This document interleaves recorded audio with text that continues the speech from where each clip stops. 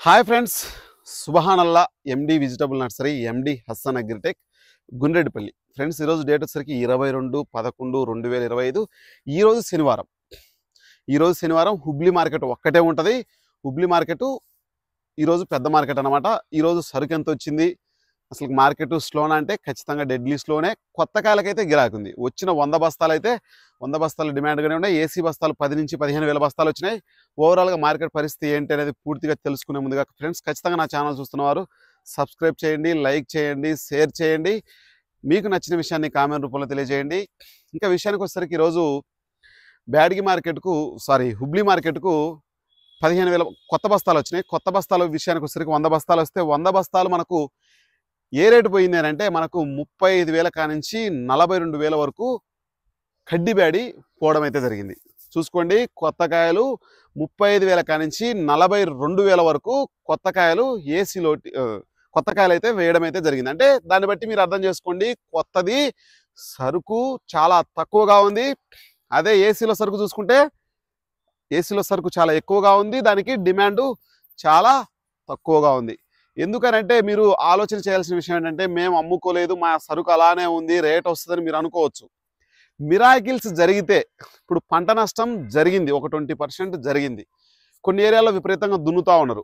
అలా జరిగితేనే మీకు రేట్ వస్తుందనే భావంతో అలాగనే 2023, 24, 25 అలాగనే ఉన్నాయి. 3 సంవత్సరాల నుంచి స్టాకు 1,00,000 బస్తాలు గుంటూరులో పెడితే దగ్గర మనకు 50 నుంచి 60 వేల బస్తాలు సిఎఫ్లు బిఎఫ్లే కనిపిస్తూ ఉన్నాయి. ఈ సంవత్సరాన్ని 30 నుంచి 40% కనిపిస్తూ ఉన్నాయి. ఇది మళ్ళీ ఒక వీడియో అయిపోద్ది, మళ్ళీ దాని గురించి వచ్చేద్దాం. కొత్త బస్తాలు కడ్డీ బ్యాడికి మనకు 35,000 నుంచి 42,000 వరకు వేయడం జరిగింది. 100 బస్తాలు వచ్చినాయి. కొత్త ఏసీ బస్తాలు 10,000 బస్తాలు వస్తే 10,000 బస్తాలలో 5531 చూసుకుంటే 10,000 దగ్గర నుంచి 15,500 అంటే 11,000, 12,000, 13,000, 14,000, 14,000 కానించి 15,500 వరకు సూపర్ డీలక్స్ వేయడం అయితే జరుగుతూ ఉంది. అదే కొత్త వేస్తే 18,000 వేస్తున్నారు. అదే కొత్త వేస్తే హుబ్లీ అయినా బ్యాడిగ్ అయినా 18,000 వేస్తూ ఉన్నారు. ఎందుకో ఏంటో మరి మీకే అర్థం కావాలి. నేను ఇందాక చెప్పాను కదా, స్టాకులు ఎక్కువగా ఉన్నాయి, వేసిన విస్తీర్ణం తక్కువగా ఉంది, పంట తక్కువ రావచ్చేమో అనే ఆలోచనతోటి కొంటా ఉన్నారు. భవిష్యత్తులో మాత్రం మంచి రేటు బ్యాడిగి వెరైటీలకైతే ఉండే అవకాశం కనిపిస్తూ ఉంది. ఇంకా మనకు ఓవరాల్గా మార్కెట్ ఇంకా చూసుకుంటే 2043 10,000 దగ్గర నుంచి 21,000.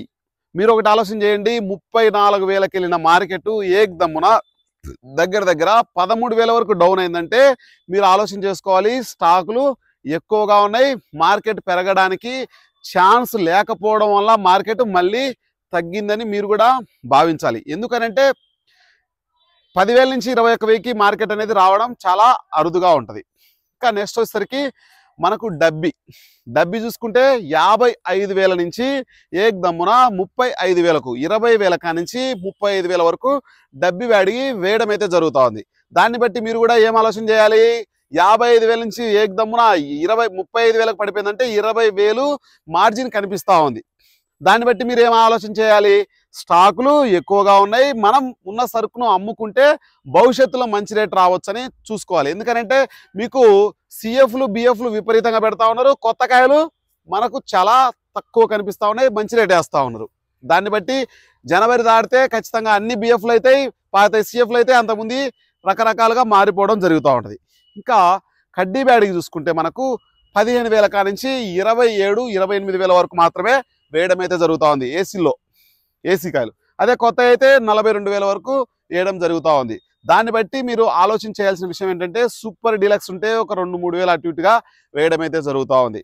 మీకు ఓవరాల్గా మార్కెట్ పరిస్థితి అయితే చాలా స్లోగా కనిపిస్తూ ఉంది. ప్రతి రైతు మిత్రుడు నేను చెప్పే వీడియోలో మీరు ఆలోచన చేయాల్సిన విషయం ఏంటంటే, వెళ్ళాలి అమ్ముకోవాలనే ఆలోచన ఉన్న వ్యక్తి హుబ్లీ, గదకు, ఎక్కడికైనా, చిందనూరైనా, చెలికిరైనా, బ్యాడిగైనా, ఎక్కడికి వెళ్ళినా, హుబ్లీలో అయినా సరే ఎక్కడికి వెళ్ళినా అమ్ముకోవడానికి మాత్రం వెళ్ళండి అన్న. ఎందుకంటే మీరు వెళ్ళడం వల్ల మార్కెట్ పెరగకుండా ఆగిపోవడానికి ఛాన్స్ ఉంటుంది. వెళ్ళిన వ్యక్తి ఖచ్చితంగా అమ్ముకోవడానికి ట్రై చేయండి, ఆపడానికి మాత్రం ఎట్టి పరిస్థితుల్లో కూడా ట్రై చేయొద్దు. ఎందుకంటే మార్కెట్ మీద ప్రభావం పడే అవకాశం కనిపిస్తూ ఉంది.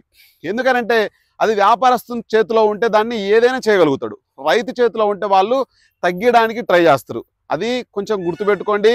ఎక్కువ శాతం గుంటూరుకు వెళ్తున్న రైతులైనా సరే, బ్యాడికి వెళ్తున్న రైతులైనా సరే ఖచ్చితంగా తక్కువ అమ్ముకోవాలనే ఆలోచన, చెక్ చేయాలనే ఆలోచనతోటి అమ్ముకోవాలని ఆలోచన ఉంటేనే వెళ్ళండి అన్న. నేను పదే పదే చెప్తున్నా అని వేరే విధంగా అనుకోవద్దు. డిమాండ్ క్రియేట్ చేయాలి. మనము సరుకు ఎక్కువ ఉందనే ఆలోచన వ్యాపారస్తుని కలిగితే ఖచ్చితంగా తగ్గాలనే ఆలోచన ప్రతి వ్యక్తిలో కలిగిద్ది.